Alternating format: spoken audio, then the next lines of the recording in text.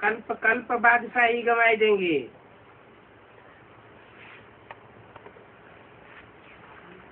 फिर कल्प कल्प बादशाही नहीं मिलेगी, फिर जन्म जन्मांतर पछताना पड़ेगा।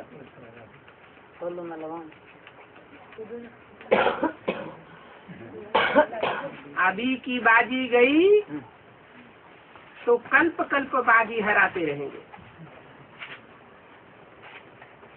इस पढ़ाई में भी रजिस्टर होता है,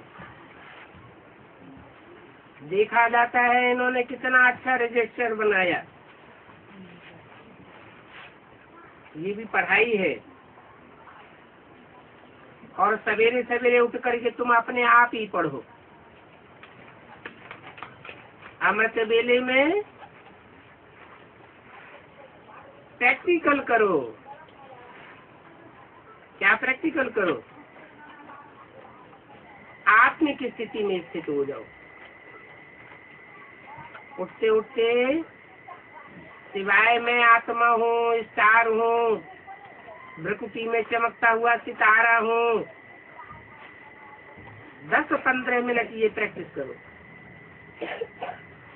तो सारे दिन का फाउंडेशन पक्का हो जाएगा। दिन में तो कर्म करना ही होता है, फुर्सत नहीं मिलती है। भक्ति भी मनुष्य सवेरे सवेरे उठ करके करते हैं, क्योंकि सवेरे का टाइम सात्विक होता है। और ये तो ज्ञान मार्ग है।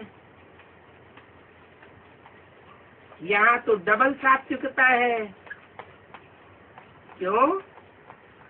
क्योंकि अभी सतयुग रूपी सवेरा आने वाला है। अब ये कलयुग रूपी रात खत्म होने वाली है। तो हद का अमृत बेला भी पक्का करना और बेहद का अमृत बेला भी बुद्धि में बना रहे। भक्ति में भी पूजा करते करते बुद्धि में फिर किसी न किसी की देहधारी की याद आ जाती है। यहाँ भी ऐसे होता है। तुम बाप को याद करने बैठेंगे, कोई न कोई याद आ जाएगा, तो फिर देहधारी की याद हटाई जाती है। ये भी तुम बाप को याद करते हो तो धंधा दौड़ी याद आ जाता है।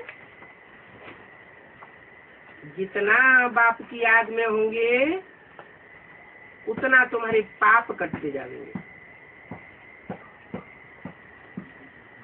याद की अवस्था ज्यों ज्यों ऊपर चढ़ती जाएगी त्यों तो अपने में हल्कापन अनुभव करते रहेंगे, क्योंकि पाप करते जाएंगे। पुरुषार्थ करते करते जब प्योर बन जाएंगे तब माला बनेगी। माला अर्थात संगठन तैयार हो जाएगा।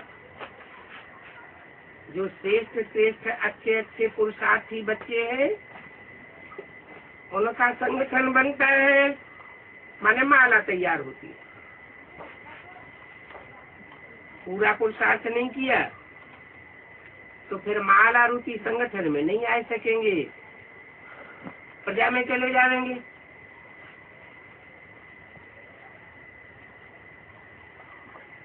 राजाओं की माला थोड़ी होती है और प्रजा की तो माला बहुत लंबी चौड़ी होती है। नई दुनिया का सतयुग स्थापन होगा तो प्रजा की माला होगी 9 लाख और राजा की माला कितनी होगी?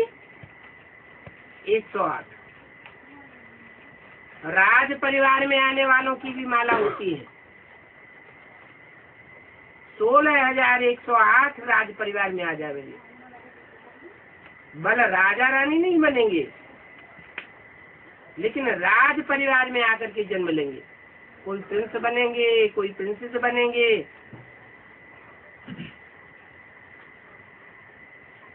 वो राज परिवार की माला में आ जाएंगे।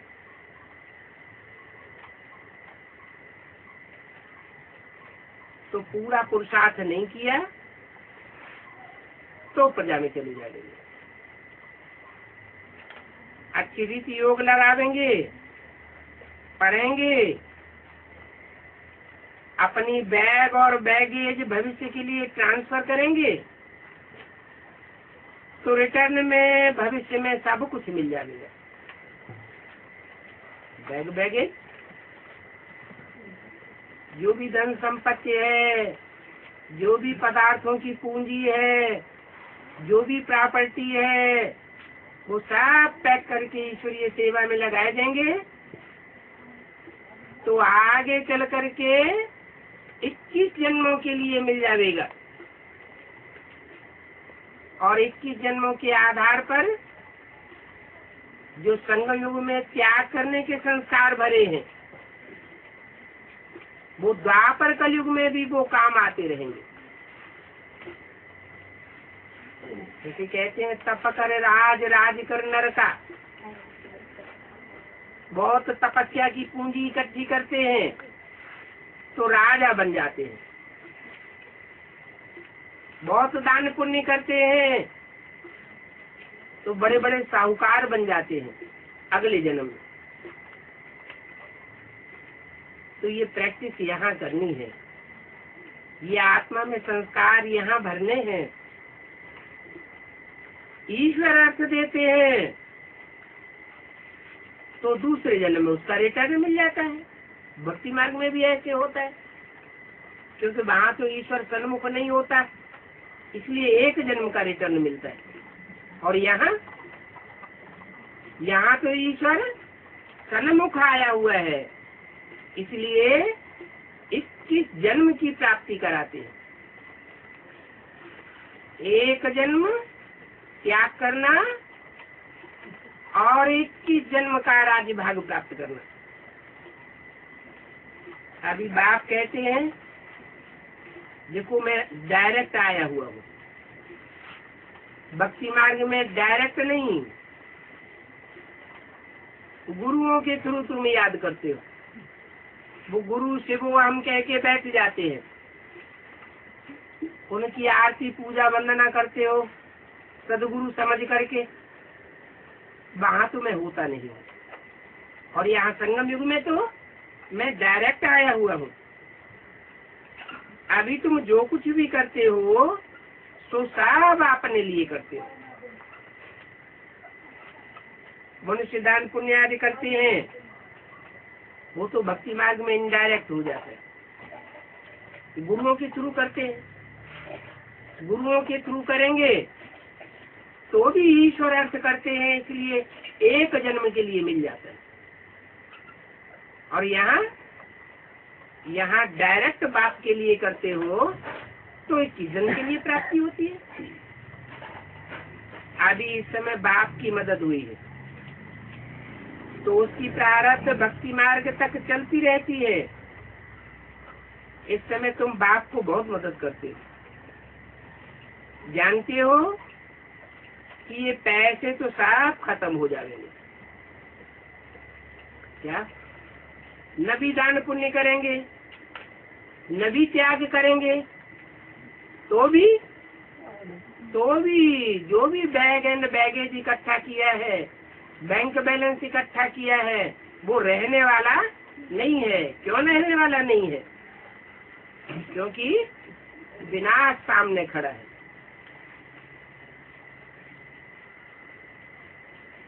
उस संपत्ति के 4 अंजाम होने वाले हैं। इसकी दबी रही धूल में जमीन हिलेगी तो जमीन के अंदर गाड़ा हुआ सोना चांदी सब कहाँ का कहाँ चला जाएगा। किसकी राजा खाए, इनकम टैक्स वाले ले जाएंगे, सेल टैक्स वाले ले जाएंगे, किसी को छोड़ेंगे नहीं।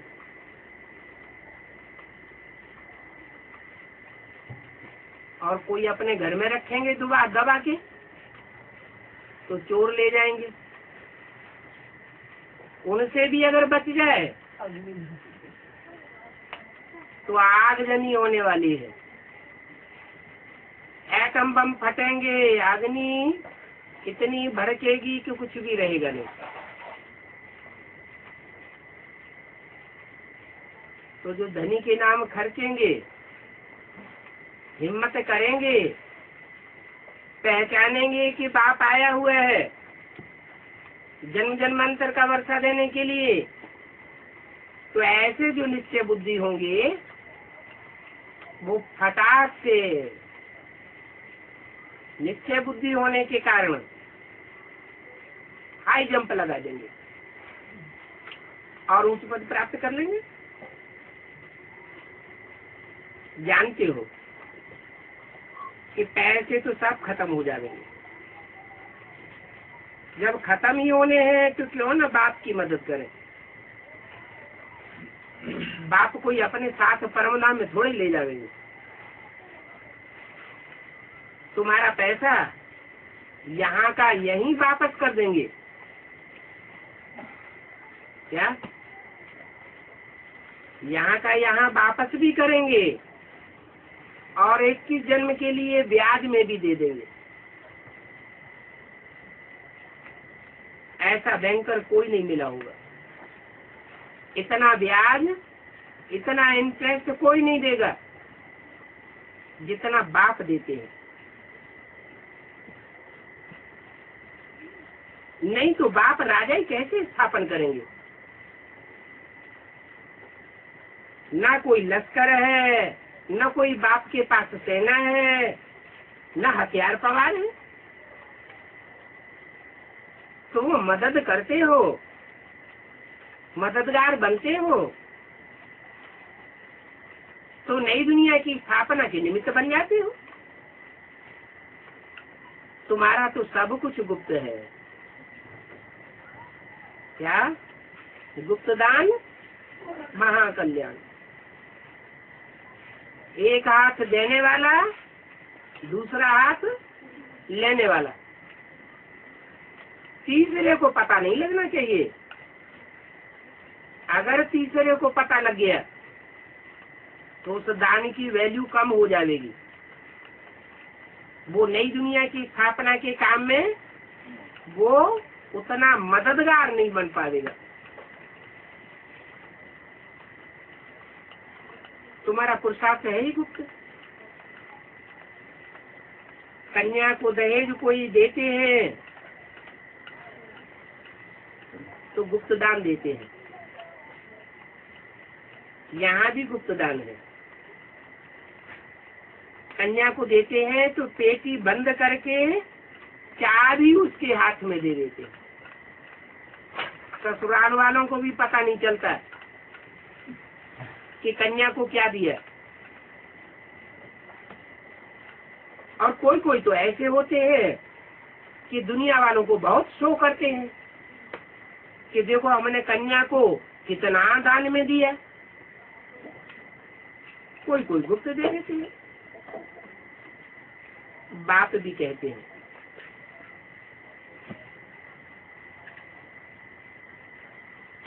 तुम सात सजनीय हो, तुमको हम विश्व का मालिक बनाने आए हैं। तुम गुप्त मदद करते हो। तुम्हारी आत्मा जानती है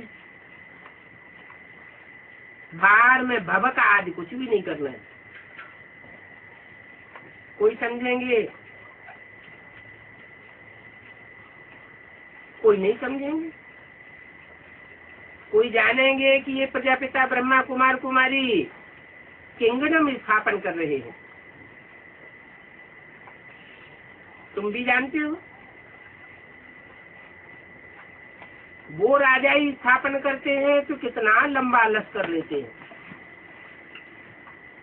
तो गोले बंदूक कितना हथियार इकट्ठे करते हैं। और यहाँ तो कोई हथियार नहीं, फिर भी राजाई किंगडम तुम्हारी स्थापन हो जाती है। भक्ति मार्ग में तो मनुष्यों की बुद्धि कितनी नॉनसेंस बन जाती है, कितनी मार काट मचाते रहते राजाई लेने के लिए। तो राजाई कब मिलती है? और लड़ाई करते हैं, तब एक जन्म की राजाई मिलती है। यहाँ तुम्हारी माया के साथ लड़ाई है, और एक बार ये लड़ाई जीत ली तो 21 जन्म के लिए 12 हो जाती है। ये तो विकारी पतित दुनिया है। पतित दुनिया में सब पतित कर्म ही करते रहते हैं। 5-6 बच्चे पेट चीर करके पैदा करते हैं तो उनको बिच्छू बिच्छुनिया ही कहेंगे ना। नॉनसेंस हुए। पेट चीर करके बच्चों को निकालने का एक फैशन हो गया है।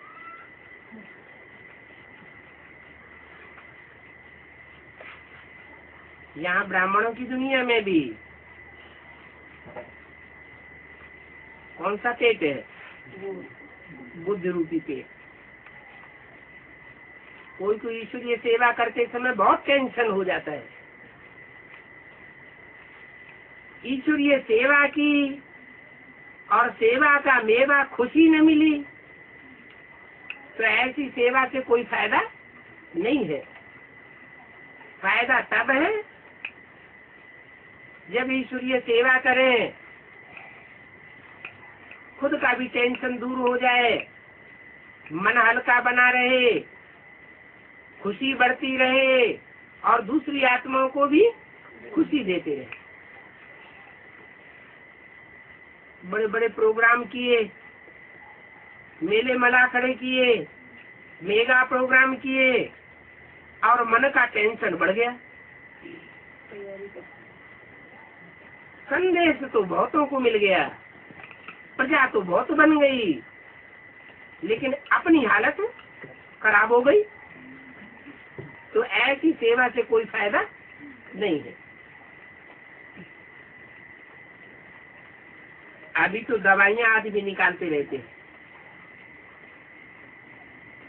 कि बच्चे पैदा न हो।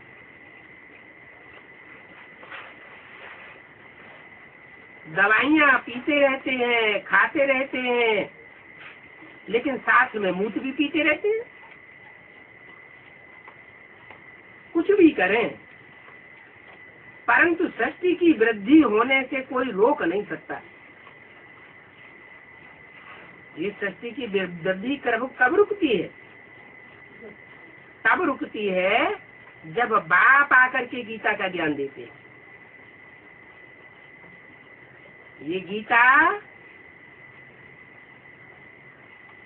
ऑटोमेटिक जनसंख्या की वृद्धि को रोक देती है।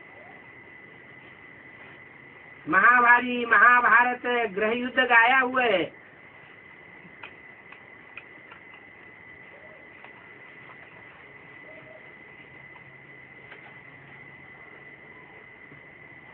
अभी देखो जन्म और भी जास्ती बढ़ते जाते हैं, जन्म दर बढ़ती जाती है,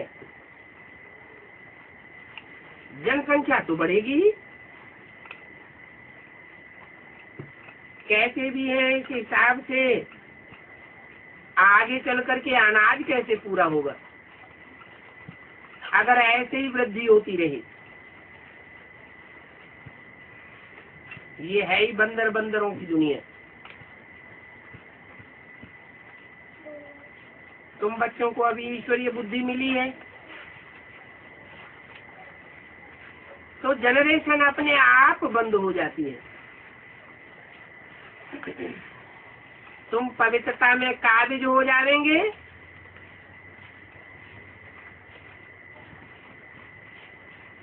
तो फिर बात पक्की हो जाएगी।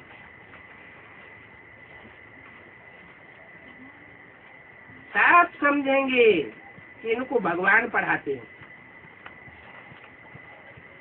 जानेंगे कि इनको भगवान पढ़ाते हैं। ये पढ़ाई इन्होंने पढ़ी, हमने नहीं पढ़ी, इनका कितना रिगार्ड रखना चाहिए।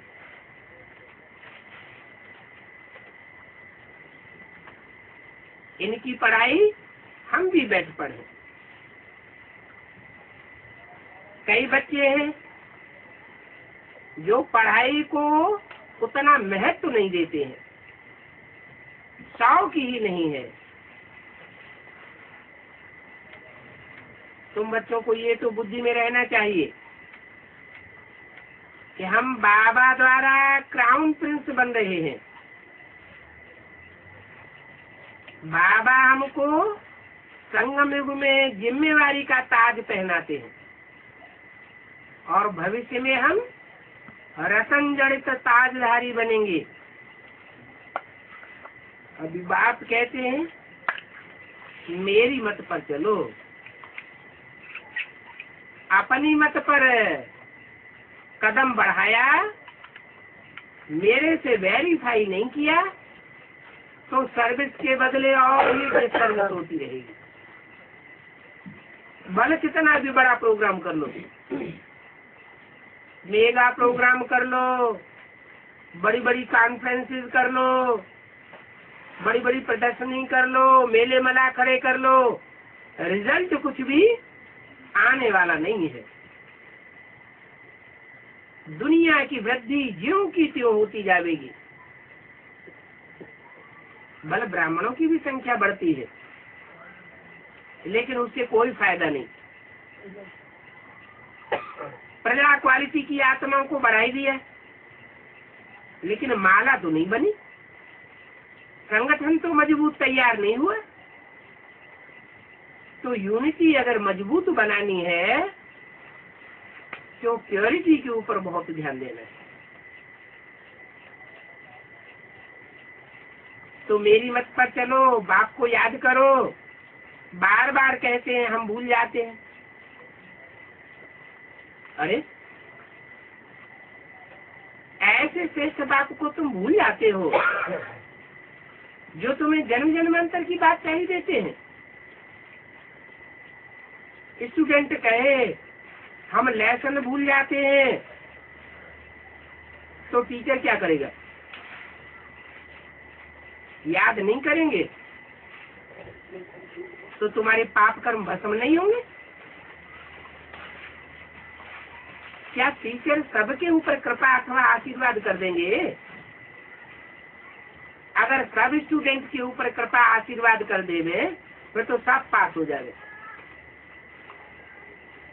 और सब फर्स्ट क्लास पास हो जाएंगे। लेकिन ऐसा तो हो नहीं सकता। तो बाप कहते हैं पढ़ाई पढ़ो, पढ़ाई पढ़ करके ऊंच पद पावेंगे। भला अपने पेट का धंधा आज भी करो। क्या बन लगा दी? कंपल्सन नहीं किया कि धंधा आज ही करना ही है, बंद करो, परंतु पढ़ना जरूर है। तमो प्रधान से सतो प्रधान बनो, औरों को भी रास्ता बताओ।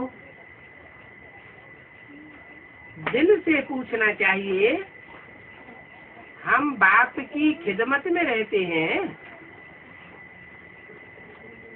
कितनों को आप समान बनाते हैं? सारा दिन में ये पोता मिल निकालो कि हमने कितनों को बाप समान बनाया और कितनों को आप समान बनाया। पहले तो आप समान बनाना है। त्रिमूर्ति का चित्र तो सामने रखा है, समझाना है ये ब्रह्मा बाबा है, ये शिव बाबा है। अरे त्रिमूर्ति के चित्र में कहाँ समझाना है? त्रिमूर्ति के चित्र में कैसे समझाएंगे ये शिव बाबा है, ये ब्रह्मा बाबा है?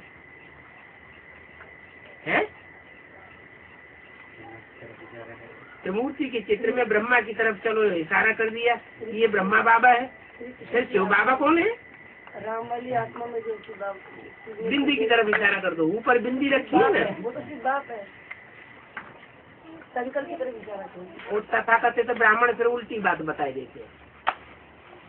वो बताते हैं कि नीचे ये ब्रह्मा बाबा बैठा है बाईं ओर, और ऊपर शिव बाबा बैठे हैं। अरे वो बिंदी का बैठना, बिंदी का सोना, बिंदी का खड़ा होना, ये कोई मायने रखता है क्या? बाप मुरली में बोलते हैं, बाप बैठ बच्चों को पढ़ाते हैं, तो कौन से बाप की बात है? बिंदु बाप की बात है। बिंदु बाप बच्चों में बैठ करके पढ़ाते हैं, माने भ्रकुटी के मध्य में बैठते हैं, तो बैठना की बात है वो तो लागू होती है। बाकी बिंदी का बैठना, बिंदी का भागना, बिंदी का खड़ा होना, ये तो कोई बात ही नहीं हुई। और फिर शिव बाबा, ये बाबा जब कहा जाता है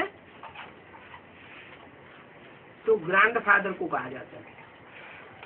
ऐसे बूढ़े को भी बाबा कहते हैं, जैसे ब्रह्मा बाबा बूढ़े थे तो उनको बाबा नाम दे दिया, लेकिन बाबा उसको कहा जाता है जो बाप का बाप होता है। कब बनता है? वो सुप्रीम सोल बाप सेवा बिंदु बिंदु आत्माओं का बाप है, दूसरा कोई संबंध नहीं है। जब वो शिव ज्योति बिंदु शरीर में प्रवेश करता है तो अनेक प्रकार के संबंध बन जाते हैं। बाप भी है, माता भी है, टीचर भी है, गुरु भी है, साधन भी है, सखा भी है, बाबा भी है, ग्रैंडफादर है। बच्चों को बाप अपना वर्षा दे या न दे, लेकिन ग्रैंडफादर का वर्षा जरूर मिलता है, तो वो हमारा बाबा भी है। तो त्रिमूर्ति के चित्र पर बैठ समझाओ कि ये शिव बाबा है और ये ब्रह्मा बाबा है। किसकी तरफ इशारा करेंगे? बिंदी की तरफ इशारा करेंगे क्या? वो साबित नहीं होता। ब्रह्मा की तरफ इशारा करेंगे, ये ब्रह्मा बाबा है, और विष्णु की बाजू में दूसरी ओर जो बैठा हुआ है उसकी तरफ इशारा करेंगे, ये शिव बाबा है। ये त्रिमूर्ति के चित्र में समझाना है। इस पढ़ाई से ये ब्रह्मा बाबा, ये शिव बाबा, इनकी पहचान देने से तुम यह बनेंगे। क्या बनेंगे? विष्णु समान बन जाएंगे। विष्णु माना नई दुनिया में विष्णु का जहाँ राज्य होगा वहाँ सब विष्णु समान देव देवता होंगे। विष्णु माने लक्ष्मी नारायण कंबाइंड। कंबाइंड का मतलब ये नहीं है कि उनके शरीर मिलकर के एक हो जाएंगे, नहीं। भाव, स्वभाव, संस्कार वहाँ पति पत्नी के मिलकर एक हो जाते हैं, और यहाँ तो झगड़पट्टी चलती है, तो उनको विष्णु नहीं कहा जा सकता। विष्णु अर्थात हर कर्म में बैलेंस, वाचा में बैलेंस, आपस में एक दूसरे की सहमति बनी रहे, ऐसी दुनिया बाप आकर के स्थापन करते हैं, उसे कहते हैं विष्णु का राज्य। तो बताना चाहिए शिव बाबा है, ये ब्रह्मा बाबा है। इस पढ़ाई से हम यह विष्णु समान बनते हैं, यथा राजा तथा प्रजा भी बनती है। फिर 84 जन्मों के बाद फिर हम यह बनेंगे। क्या क्या बनेंगे? त्रिमूर्ति के चित्र पर समझाना है। क्या अभी हम यह विष्णु बनेंगे और 84 जन्मों के बाद फिर यह बनेंगे। क्या बनेंगे? हैं? नहीं समझ में आया? वो जो इशारा दिया कि ये हमारा शिव बाबा है, ये शिव बाबा इस शक्ति रूपी रंगमंच पर सदा कायम रहता है। शिव बाप कायम नहीं रहता है, शिव बाबा कायम रहता है। इस सृष्टि पर कोई ऐसा नहीं है जो सदा कायम रहे, शिव बाबा कायम रहता है। पहले जन्म में शिव बाबा लक्ष्मी नारायण बनते हैं और आखिरी जन्म में क्या बनते हैं? आखिरी जन्म में बैगर बनते हैं। पहले जन्म में ऊंच से ऊंच और आखिरी जन्म में नीचे से नीचे बैगर। बैगर के पास तो फिर कुछ भी ना हो, न धन न पद न मान न मर्तबा, ऐसी हालत हो जाती है। तो 84 जन्मों के बाद ये हालत हो जाती है।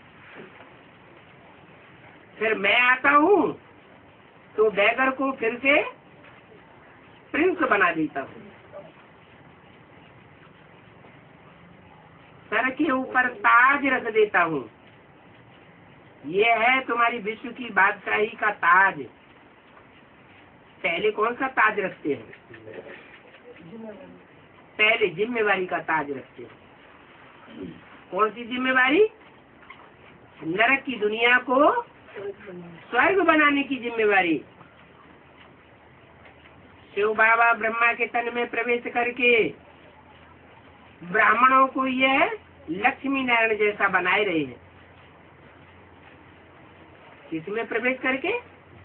ब्रह्मा के तन में प्रवेश करके। ब्रह्मा ने शरीर छोड़ दिया, फिर इन्हें लक्ष्मी नारायण जैसा कोई बना है? तो फिर झूठी बात लिख दी, बोल दी। शिव बाबा ब्रह्मा तन में प्रवेश करके ब्राह्मणों को यह बनाए रहे हैं। बाजू में लक्ष्मी नारायण का चित्र होता था, उस तरफ इशारा करते थे कि ब्रह्मा के तन में प्रवेश करके यह बनाए रहे हैं ब्राह्मणों को। क्या बनाए रहे हैं? लक्ष्मी नारायण बनाए रहे। तो फिर कोई बना है? बना तो कोई नहीं। तो झूठी बात कह दी, झूठी बात नहीं कह दी। ब्रह्मा अनेकों के नाम है, ब्रह्मा कोई एक का नाम नहीं है। जिस तन में भी प्रवेश करके वाणी चलावेंगे उसका नाम ब्रह्मा रखना पड़े। तुम भी ब्राह्मण बने, ब्रह्मा की औलाद बने हो, तुम अपनी दिल से पूछो कि हम पवित्र बने हैं, दृष्टि पवित्र बनी है, वृत्ति पवित्र बनी है, वाचा ऐसी पवित्र बनी है जो बाप की भाषा मुख से निकले।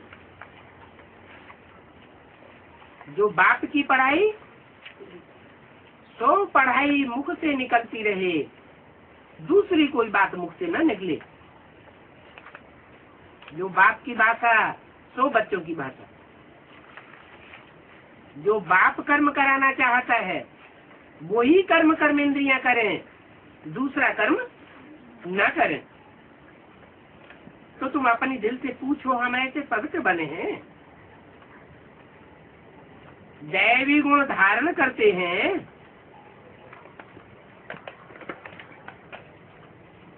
या आसुरीपना बढ़ता जाता है? पुरानी देह को हम भूलते जाते हैं। लक्ष्मी नारायण का कंचन काया वाला चोला याद आता है। ये तन अभी तो पुरानी जूती है ना? क्या है ये? तन पुरानी जूती है। ये तन सड़ता जाएगा, आत्मा पावरफुल होती जाएगी। फिर क्या होगा? अंत में अंजाम क्या होगा? अति, और अति का अंत हो जाएगा। आत्मा तुम्हारी संपूर्ण पवित्र बन जाएगी तो जूती भी फर्स्ट क्लास मिलेगी। सर्प का मिसाल लिया, क्या सर्प जब कैंचुल त्याग करता है तो एक बार कैंचुल त्याग करता है, दूसरी बार कैंचुल त्याग करता है, 3-4 बार कैंचुल त्याग करता है, फिर खलास हो जाता है। तो तुम भी अपनी आत्मा को शूटिंग पीरियड में 3-4 बार पवित्र बनाते हो। तुम्हारा शरीर भी इसी प्रक्रिया में गुजरता है। एक बार की प्रक्रिया से शरीर कंचन काया नहीं बनेगा। प्रैक्टिस बार बार होती है। तुम ये पुराना चोला छोड़ेंगे और नया लेंगे। सर्प जब अपनी खल छोड़ता है तो अंधा हो जाता है। क्या यहाँ किस बात में अंधे हो जाते हैं? ज्ञान में अंधे होते हैं कहीं? ज्ञान में तो सोझरे हो जाते हैं। यहाँ जब शूटिंग पीरियड में हम गुजरते हैं तो पहले सतो प्रधान, फिर सतो सामान्य, फिर रजो, फिर इतने समूह बनते हैं कि अज्ञान अंधकार में एकदम विकारों में अंधे हो जाते। माया का प्रकोप जोर से होता है और अंत में जाकर के बाप हमको उठाए लेते हैं। जब संपूर्ण पतितपने का ग्रहण लगता है तो बाप आकर के ग्रहण से छुटाते हैं। ये चक्र फिरता रहेगा। आज पुरानी जूती में है और कल हम ये देवता बन जाएंगे। भविष्य आधा जन्म के लिए, आधा कल्प के लिए ये विश्व का क्राउन प्रिंस बनते हैं।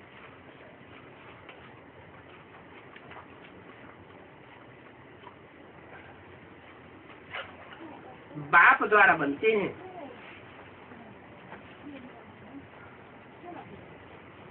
बाप जो हमें राजाई देते हैं उस राजाई को हमसे कोई छीन नहीं सकता।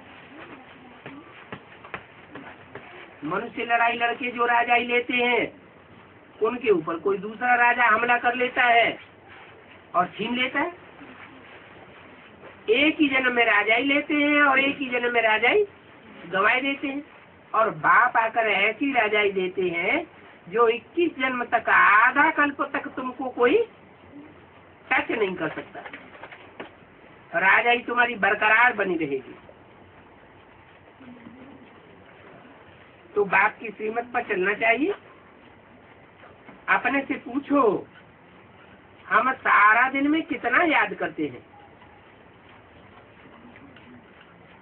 और कितना सुदर्शन चक्रधारी बनते हैं।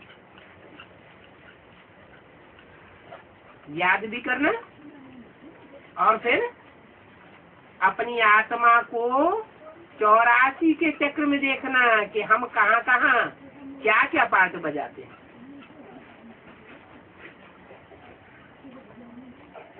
जो करेंगे सो पावेंगे। बाप तो रोज पढ़ाई पढ़ाते रहते हैं कि सुदर्शन चक्रधारी बनो, मामेकम याद करो, रोज पढ़ाते हैं। सबके पास मुरली जाती है। अच्छा, अगर मुरली ना भी मिले तो तुमको 7 दिन का कोर्स तो मिल गया ना। आत्मा में पक्का फोर्स तो भर गया ना। किस बात का? कि हमको बाप मिला। दुनिया को बाप नहीं मिला और हमको बेहद का बाप मिल गया। तुम्हारी बुद्धि में ये नॉलेज आ गई कि बाप हमको पढ़ाई पढ़ाते हैं। ये पढ़ाई दुनिया में और कोई नहीं पढ़ा सकता। बाप जो नॉलेज देते हैं वो नॉलेज दुनिया में और कोई नहीं दे सकता। वो गुरु गोसाई तो शास्त्रों की पुरानी पढ़ाई ही पढ़ाते रहते हैं, पुराने पुराने शास्त्र और उनमें जो कथा कहानियां लिखी हुई हैं वही सुनाते रहते, कोई नई बात तो बताते नहीं। और यहाँ बाप हमको नित्य नई पॉइंट्स देते रहते, नई नई बातें सुना करके हमको पक्का करा देते हैं कि तुम नई दुनिया में जाने वाले हो। नई नॉलेज से ही तुम नई दुनिया में जाएंगे। तो ये नॉलेज तुम्हारी बुद्धि में आ गई ना। शुरू में तो भक्ति बनी, कोई पक्के हुए कोई कच्चे निकल गए। तो जैसे ईंटों का भट्ठा पकता है ना, तो कोई कच्ची ईंटें रह जाती हैं, कोई पक्की हो जाती है, कोई अव्वल नंबर निकलती है, कोई द्वयम नंबर निकलती है।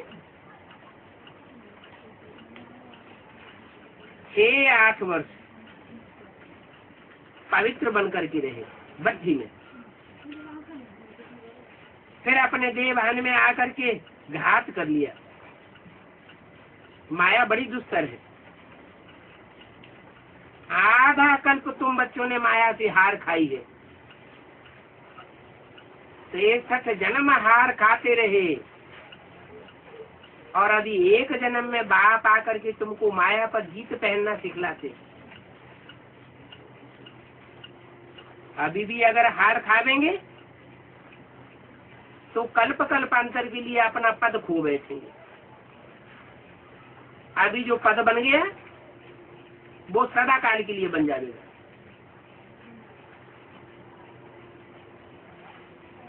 नंबरवार मत भी तो होते हैं ना।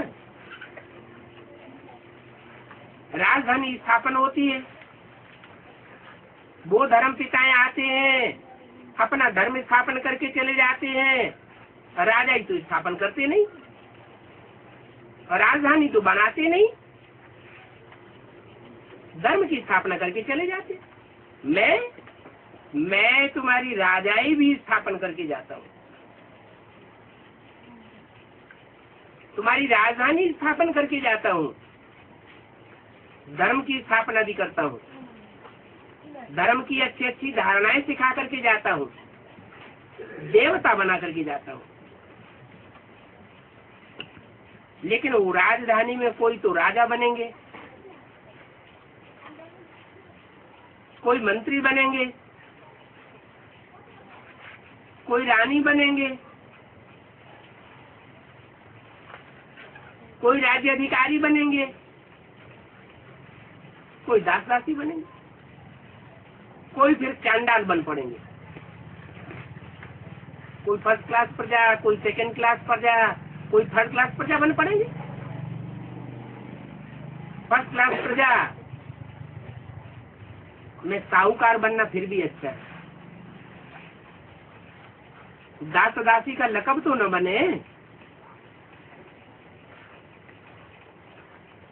जो साहूकार बनते हैं बड़े बड़े, उनकी भी जैसे कि राजाई होती है। बड़े बड़े साहूकारों को कितने दास दासियां होते हैं, हीरे जवाहरातों के महल होते हैं।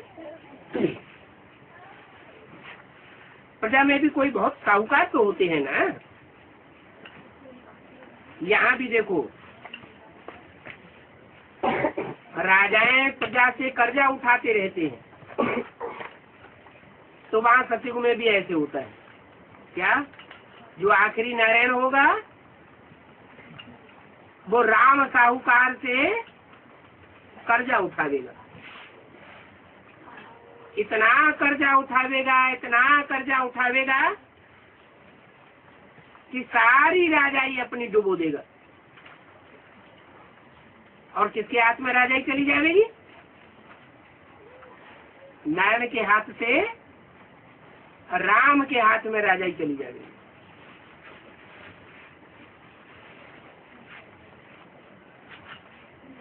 काहे के लिए धन चक्कर मचाई? ये आत्माएं नहीं बैठी हुई है? इनको नहीं गर्मी लगती है?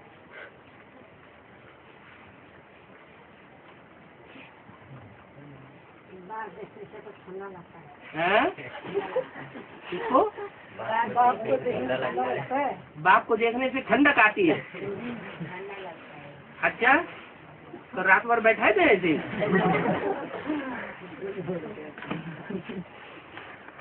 फायदा हो रहा है या घाटा हो रहा है? हैं? प्रजा को तो घाटा हो गया। 3.5% ब्याज मिला साल में और 10% महंगाई बढ़ गई। 100 रुपए के नोट का कितना रह गया? 90 रुपये रह गया। 3.5% ब्याज मिल गया, 93.5 रह गया, तो 7.5 का घाटा हुआ ना। तो सतयुग में बल कर्जा लेते हैं, लेकिन वहाँ चालाकी चतुराई नहीं होती। और यहाँ तो राजाओं में कितनी चतुराई है। जो कुर्सियों पर बैठे हुए हैं, ऐसे ऐसे कायदे कानून बनाते रहते हैं कि गरीब और गरीब होते जाते हैं और साहूकार साहूकार बनते जाते हैं। कोई कहे कि वहाँ भी कर्जा उठाते हैं और यहाँ इस दुनिया में भी कर्जा उठाते हैं, तो उस दुनिया में और उस दुनिया में फर्क क्या रहा?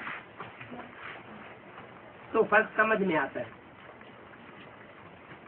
वहाँ यथा राजा तथा प्रजा, सब देवी देवता होते हैं, दैवी स्वभाव के होते हैं, छल छिद्र कपट नहीं होता है। और यहाँ राजाएं भी छल छिद्र कपट वाले और प्रजा भी छल छिद्र कपट वाली।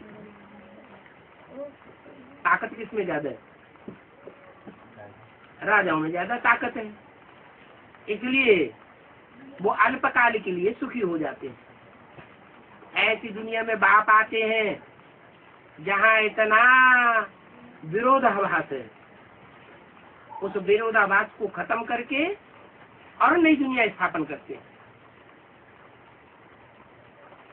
अभी तो अंधेर नगरी है, क्या गायन है? अंधेर नगरी चौपट राजा, टका सिर भाजी टका सिर खाजा।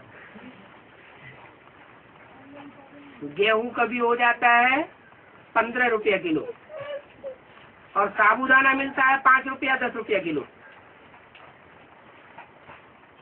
तो सब उल्टम पलटा होता है। बाप कहते हैं ऐसी विषम दुनिया को मैं आकर के समान बना देता हूँ। ये सब अभी की बातें हैं। अभी तुम बच्चों को ये निश्चय रहना चाहिए कि हम विश्व के क्राउन प्रिंस बनने के लिए पढ़ते हैं। हम बैरिस्टर व इंजीनियर बनेंगे, ऐसी बात तुम्हारी बुद्धि में नहीं है। वो तो एक जन्म के लिए बनते हैं। वो भी बैरिस्टर और इंजीनियरिंग की पढ़ाई पढ़ने के बाद बैरिस्टर बने बने ना बने कोई भी गारंटी नहीं, इंजीनियर बने बने ना बने कोई गारंटी नहीं। और यहाँ तो अगर ये पढ़ाई पढ़ेंगे तो तुम विश्व के मालिक जरूर बनेंगे। यहाँ तो चलते चलते माया से तूफान भी लाती है। कितने तूफान आते हैं, इतने तूफान आते हैं कि चलते चलते पढ़ाई कब छोड़ के कहाँ चले जाते हैं कुछ भी पता ही नहीं चलता। बाप बच्चों को रिक्वेस्ट करते हैं अभी अच्छी रीति पढ़ाई पढ़ो, पढ़ाई छोड़ करके भागो नहीं, बहुत ऊंच पद पाएंगे। लालच भी देते हैं, रिक्वेस्ट भी करते हैं, धर्मराज के डंडे भी दिखाते हैं।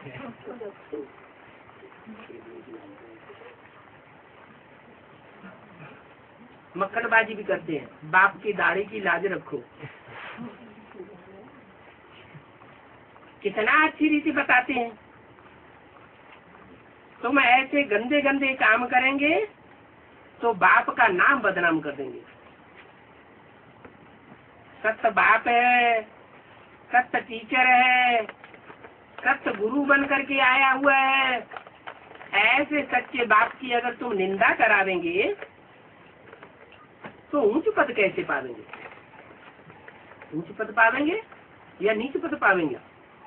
सदगुरु निंदक ठौर न पावे। कौन सा ठौर है?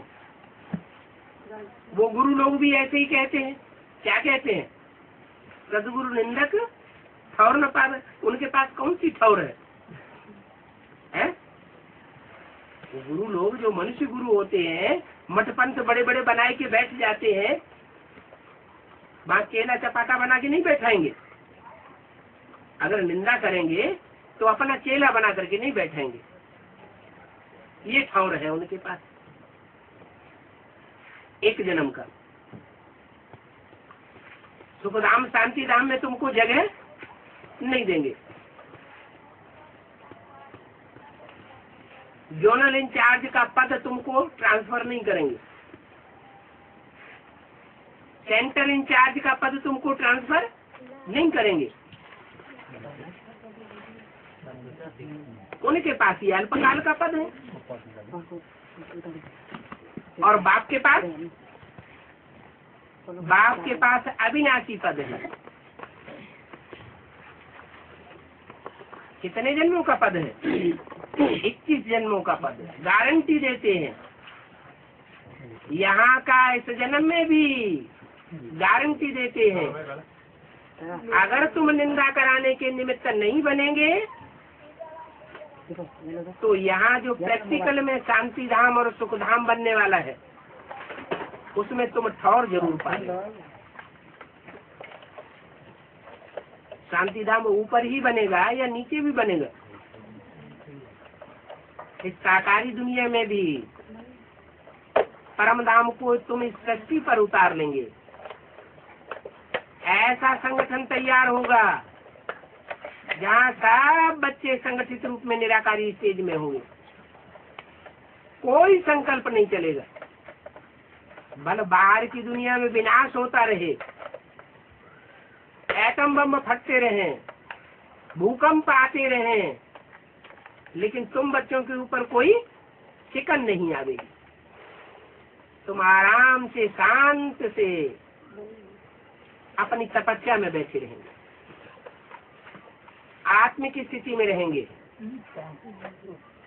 शांति का अनुभव करते रहेंगे। दुनिया हाय हाय करेगी। नरक के बीच तुम स्वर्ग के वर्षे का अनुभव करेंगे। तो ठौर पाया ना? इससे ऊंच ठौर और कोई होता है क्या? कि सारी दुनिया जहाँ हाय हाय करे, वहाँ खुदा के बंदे बड़े मौज में रहे। एक सैंपल भी बना के दिखाई दिया यज्ञ की याद में। कराची में जहाँ रहे पड़े थे, हिंदुस्तान पाकिस्तान में खून की नदियां बह रही थी और बाप के 300-400 बच्चे बड़े आराम से समंदर के किनारे जो छोटा सा महल पड़ा हुआ था उसमें बड़े आराम से थे। कोई सेक नहीं आई। बड़ी सेफ्टी से बच करके बाद में भारत में आ गए। अभी भी बात समझाते हैं। ऐसी सदगुरु की निंदा कराने के निमित्त नहीं बनना। जो बाप के पास ऊंच से ऊंच ठौर मिलने वाला है वो गवाए दो। उसे ऊंच से ऊंच ठौर कहो, बाप का वर्षा कहो। मुक्ति जीवन मुक्ति का वर्षा है। दुख दर्दों से मुक्त हो जाएंगे। एक जन्म के लिए नहीं, अनेक जन्मों के लिए। जीवन मुक्ति का वर्षा है। जीवन भी रहेगा और दुख दर्दों से मुक्ति भी अनुभव करेंगे। एक तो होता है शरीर छोड़ करके शांति धाम में जाकर के बैठना,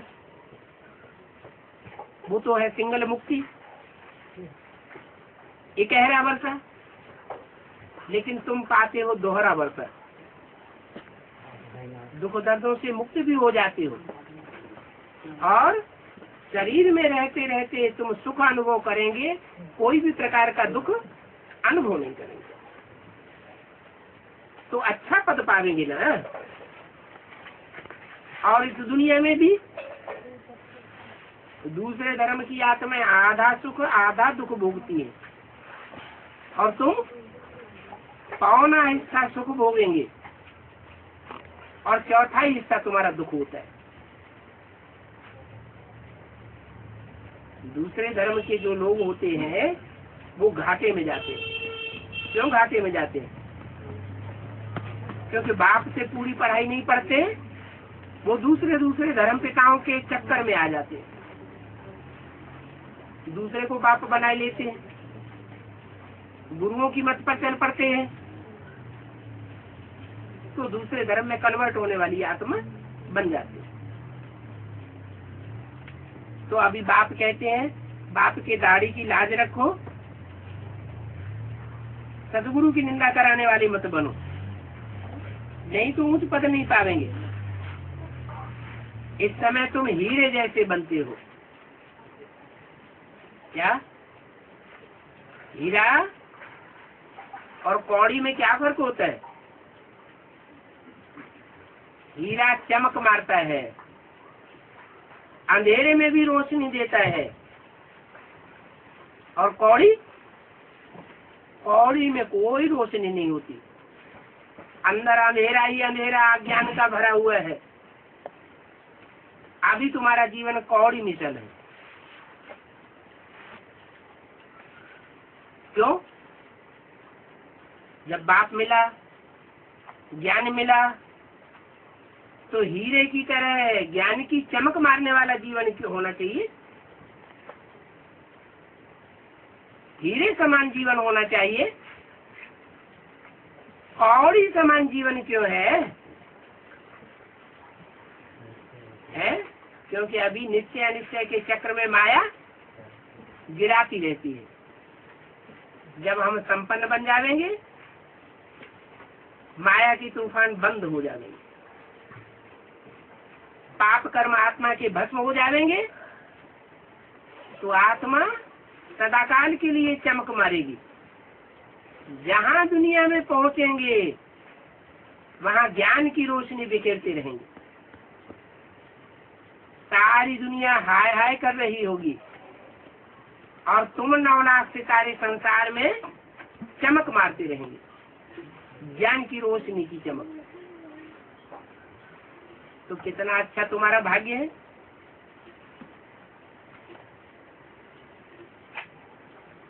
अभी कौड़ी की पिछाड़ी नहीं पड़ना चाहिए। अभी किसकी पिछाड़ी पड़ना है? हैं? हीरे की पिछाड़ी कैसे पड़े? हीरा तो कहीं मिलता भी नहीं देखने को। किसी ने हीरा देखा क्या है? सोना तो चलो देखा होगा, हीरा किसी ने देखा है? हाँ, कि जो हीरा के पिछाड़ी पड़ेंगे माने हीरो के पिछाड़ी पड़ना। जो विश्व में हीरो बनने वाली आत्माएं हैं उनका पल्ला पकड़ना चाहिए। और हीरो का भी एक हीरा है, वो अगर मिल जाए, जो सारे विश्व रूपी रंगमंच पर हीरो पाटधारी है, अगर उसको पहचान लिया तो फिर उसे छोड़ने की दिल कभी होगी नहीं। बहुत ऊंच पद पावेंगे। अभी तुम हीरे जैसे बन रहे हो,